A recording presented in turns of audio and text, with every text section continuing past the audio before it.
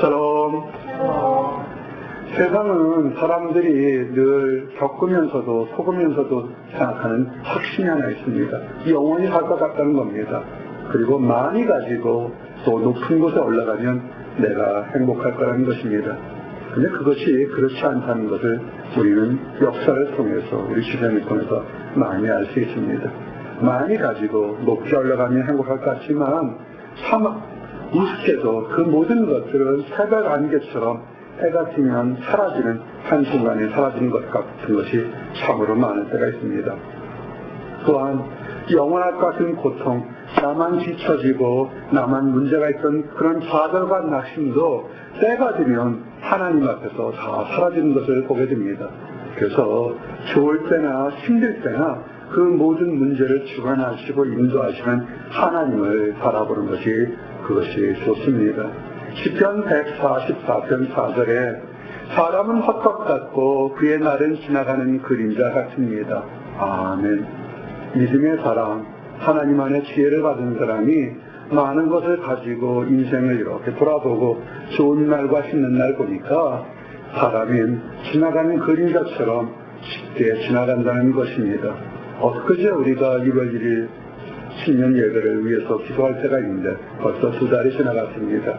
추운 것 같지만 추운 바람 속에서 봄 기운을 느끼게 됩니다. 여러분의 인생에 새로운 기운이 오기를 원합니다. 많은 사람들, 정말 사람이 일평생 노력해서 가지고 쌓아놓으면 죽을 때 가지고 갈 것 같지만 우리는 압니다.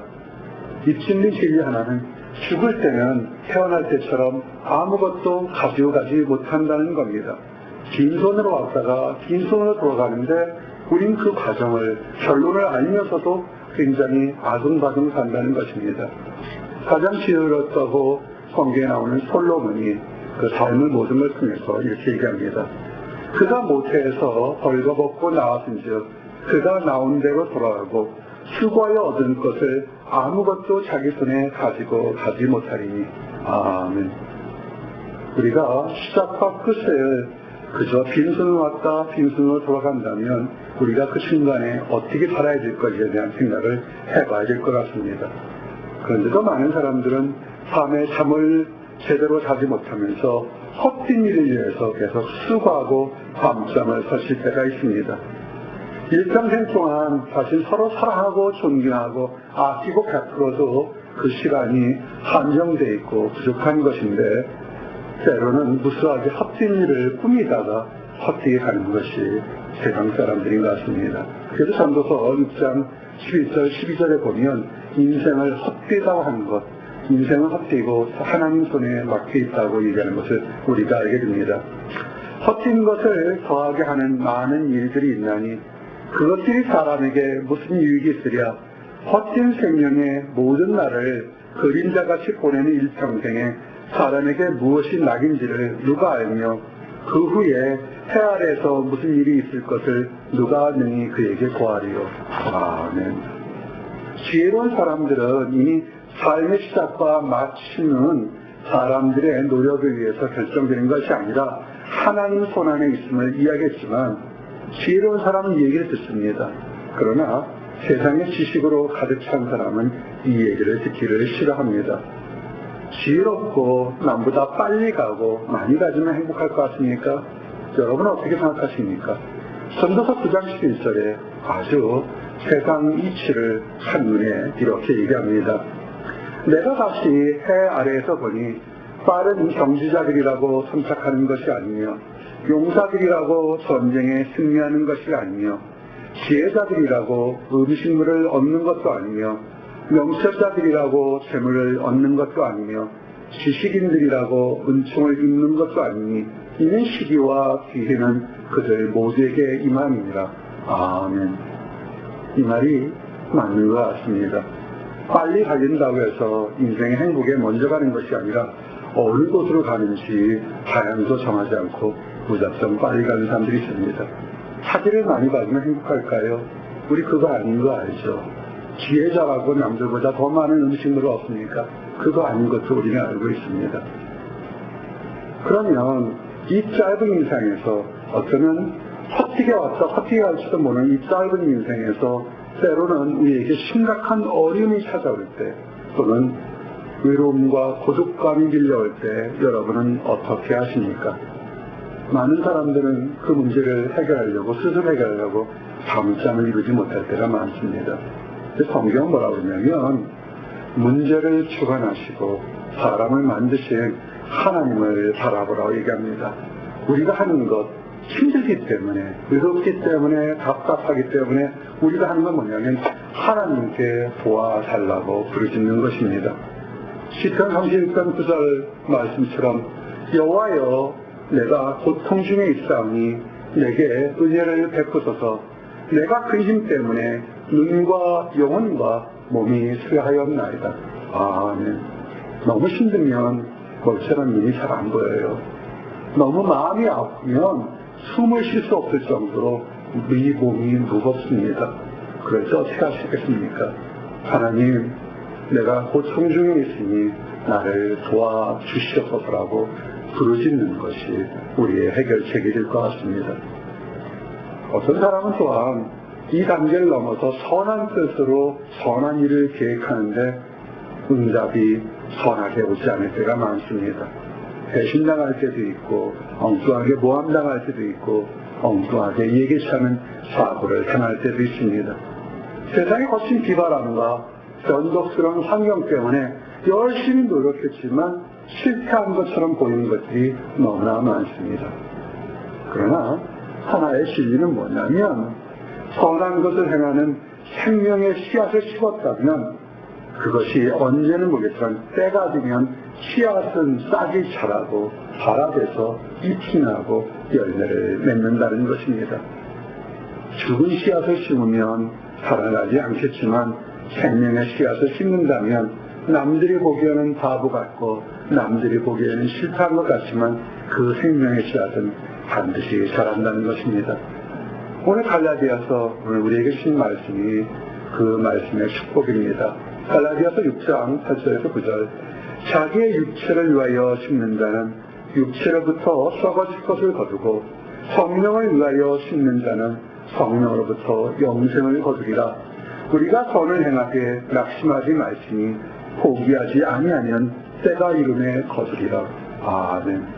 이거는 그냥 우리의 귀에 듣기 좋은 얘기가 아니라 천지를 창조하신 하나님, 우리의 모든 죄를 용서하시기 위해서 십자가에 달려 죽으시고 부활하신 하나님이 나와 여러분에게 하시는 말씀이 뭐냐면 생명의 씨앗을 심게 되면 때가 되면 축복의 양식을 선을 얻을 거라는 것입니다.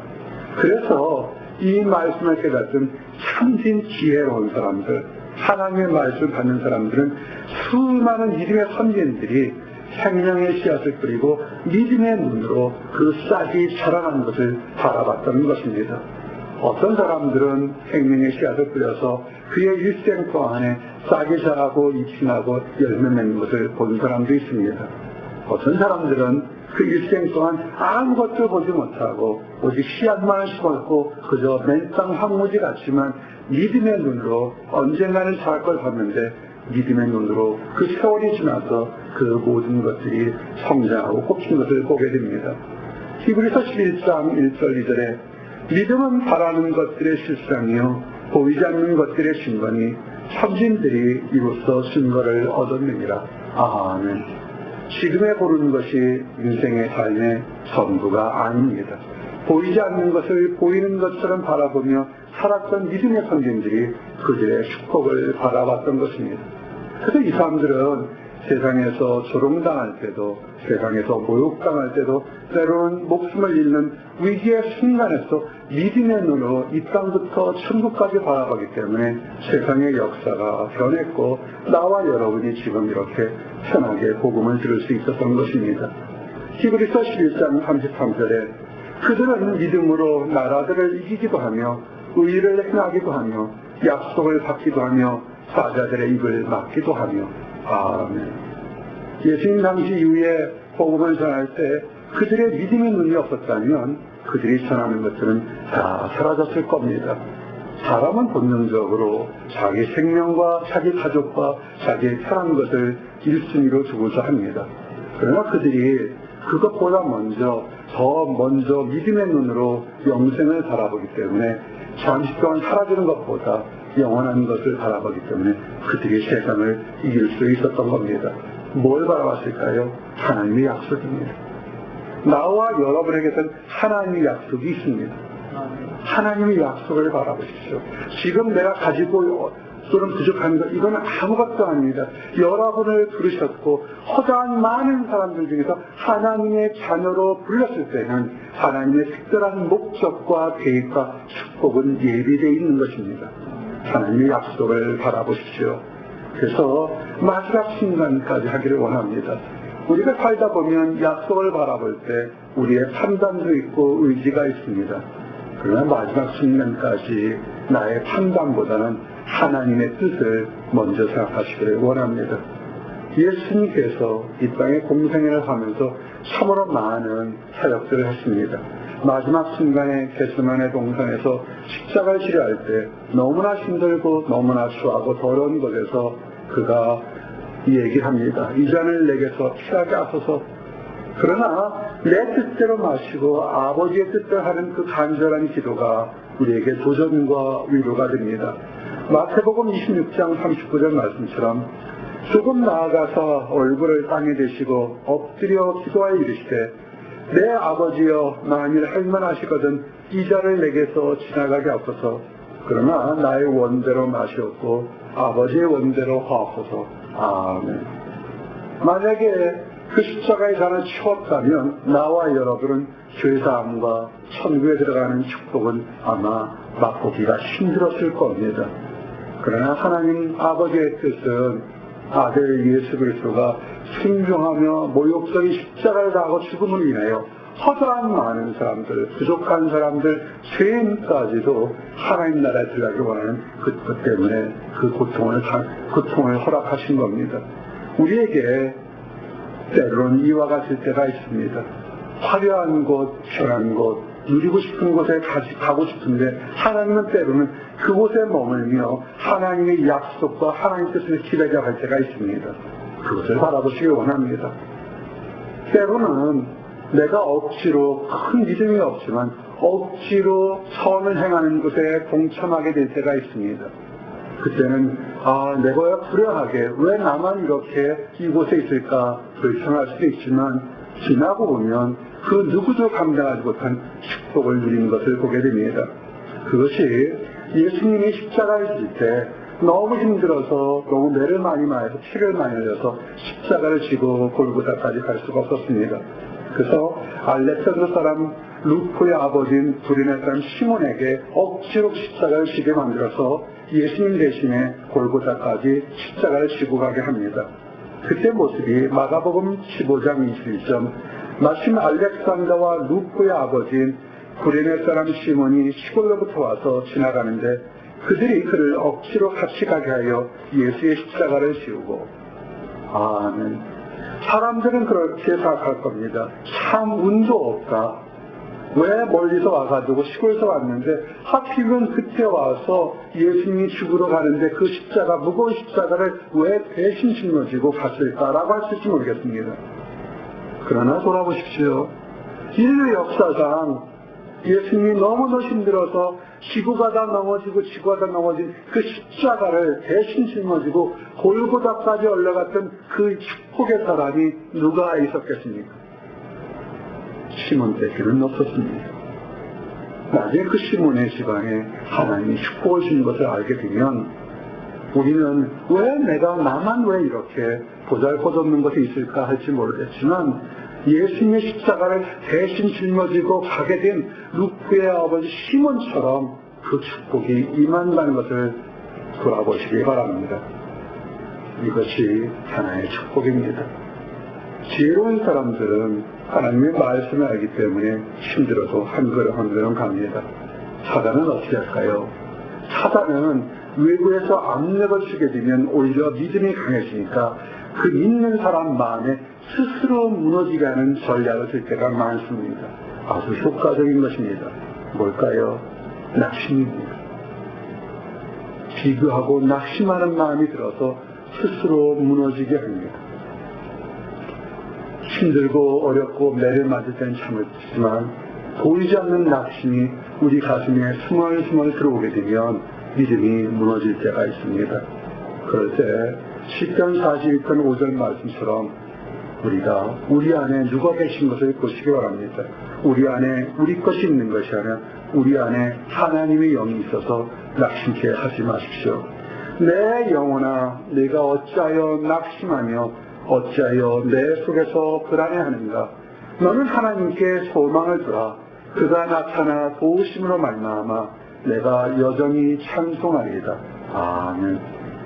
우리 것이 아니라 나와 여러분의 속에서는 하나님의 성령이 있습니다. 성령을 낙심하게 하지 마십시오. 그래서 힘든 거는 사실이잖아요. 낙심될 만한 것이 있잖아요. 그러면 어떡합니까? 그때는 기도하시는 겁니다. 예수님께서 누가복음 18장 2절처럼 항상 기도하고 낙심하지 말지니 기도하십시오. 오히려 힘들고 어렵고 유혹받을 때 오히려 기도하십시오. 사단이 주는 진책을 두려워하지 마십시오. 우리는 이길 수 있습니다. 그리고 때로는 하나님께서 우리에게 올바르게 크라고 우리를 정리하는 진책도 줄 수 있습니다. 우리가 잘못했는데 아무 일도 없으면 그것이 문제가 되겠죠.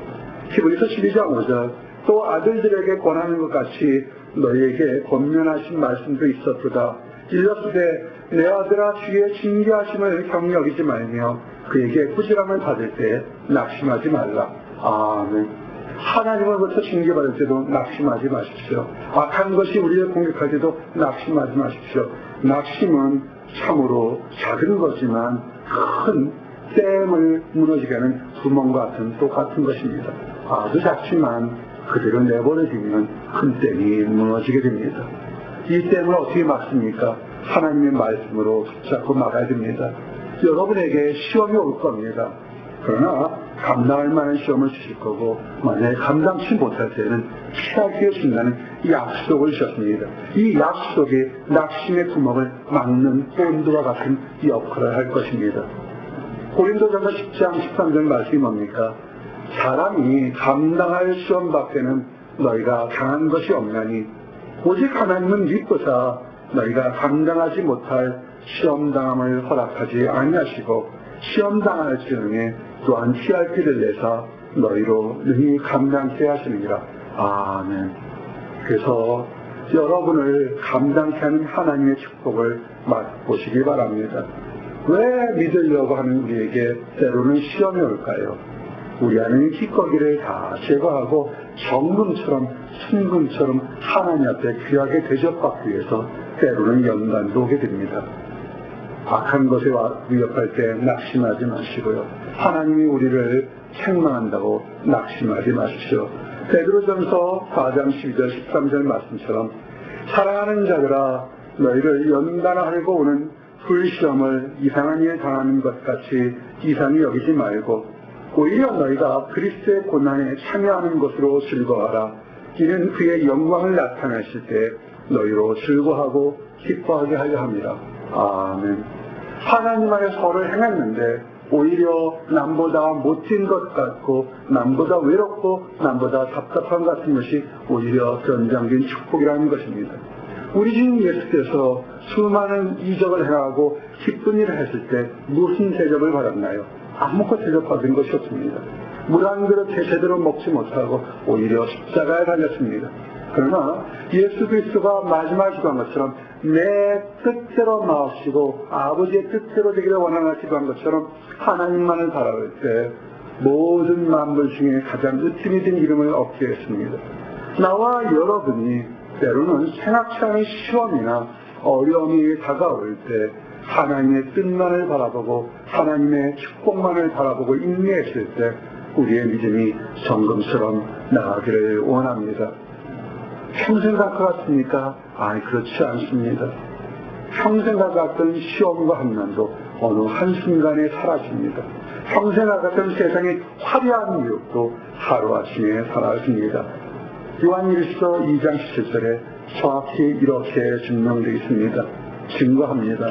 이 세상도 그 정욕도 지나가되 오직 하나님의 뜻을 행하는 자는 영원히 거하느니라. 아멘. 과거를 돌아보십시오. 영원할 것 같은 행복도 달콤한 사랑의 속삭임도 사라질 때가 있습니다. 정말 나만 뒤처진 것 같고 나만 고통스러운 것도 세월이 지나가면 사라지는 것을 보게 됩니다. 남는 것이 뭔지 아십니까?